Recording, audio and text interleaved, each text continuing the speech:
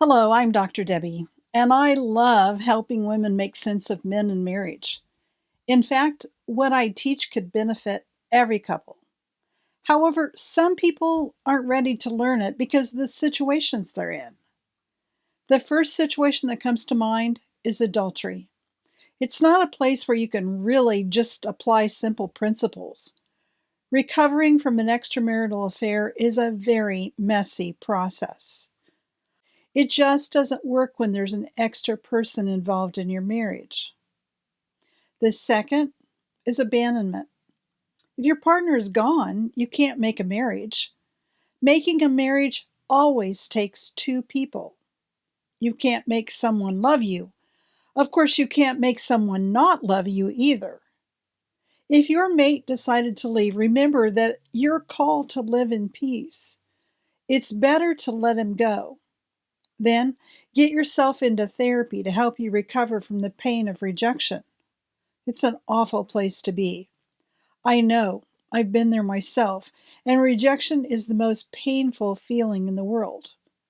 Of course, rejection applies to adultery too.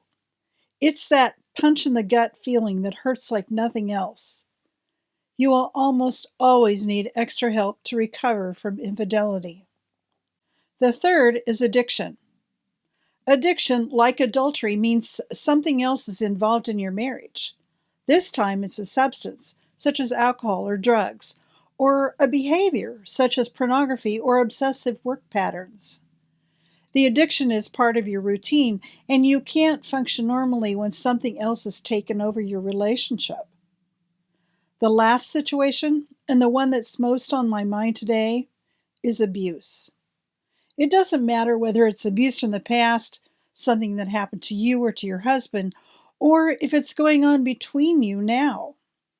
You cannot apply the principles I teach if you don't feel safe. Interestingly enough, some couples get together after adultery, abandonment, or abuse in their past. They believe that's done and over with. It's behind me, and I don't have to worry about that anymore. However, those experiences leave deep wounds that soon begin to form scars that are so thick that it makes it difficult to get close to anyone. Therefore, if you have experienced adultery, abandonment, addiction, or abuse, you'll want to do a personal inventory to back up and say, is there something I need to deal with before I can create the marriage that I really want? You're the only one who can answer that question. Many people start with reading, so I'm going to post a link below to a page on my website that lists books and resources for all of these issues. Of course, you probably already Googled to find information. Just remember what you see online may or may not be accurate.